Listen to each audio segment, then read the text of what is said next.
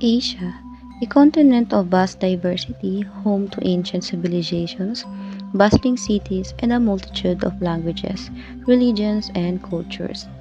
Yet, despite these differences, the idea of an Asian regionalism has emerged as a powerful force to bring the nations of this region closer together. But what is Asian regionalism, and how is it shaping the future of this dynamic region?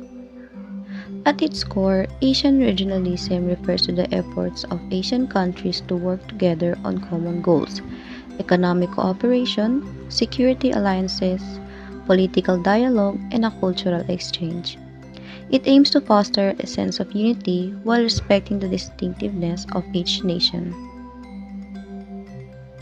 One of the most prominent examples of Asian regionalism is ASEAN, founded in 1967.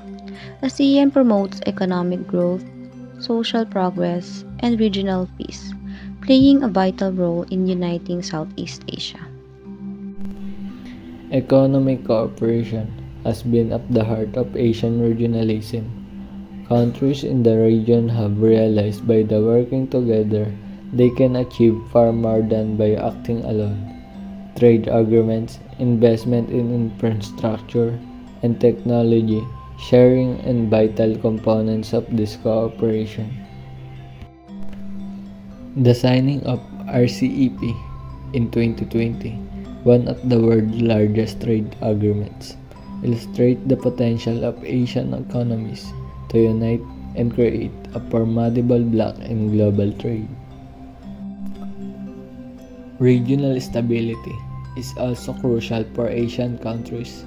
Through diplomatic efforts and security frameworks, nations have come together to address common threats, whether it's natural disaster, territorial disputes, or terrorism.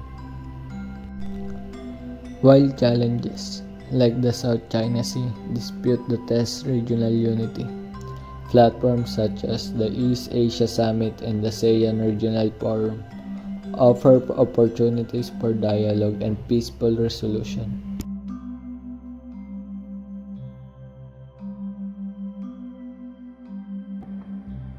Asian regionalism is not just about politics and economics.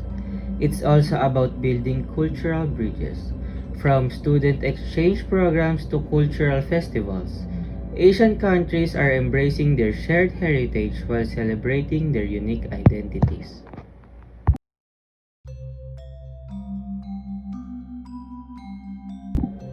Events like the Asian Games showcase the spirit of cooperation, where athletes from all corners of the continent come together in the spirit of competition and camaraderie.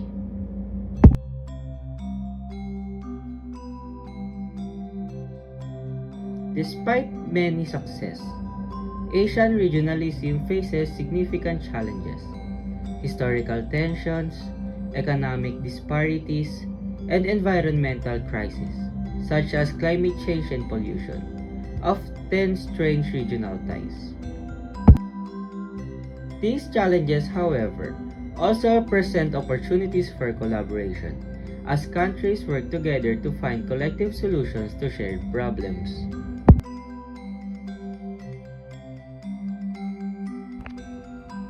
The future of Asian regionalism holds immense promise. As Asia continues to rise on the global stage, regional cooperation will be key to ensuring long-term prosperity and peace. Whether it's advancing technology, addressing climate change, or securing peace, the vision of a unified and collaborative Asia will shape the 21st century.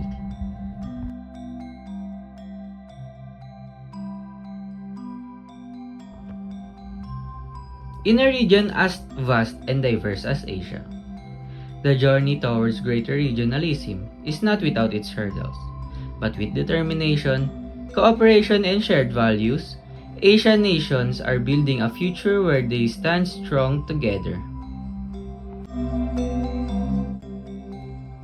Asian regionalism, uniting the diverse for a prosperous tomorrow.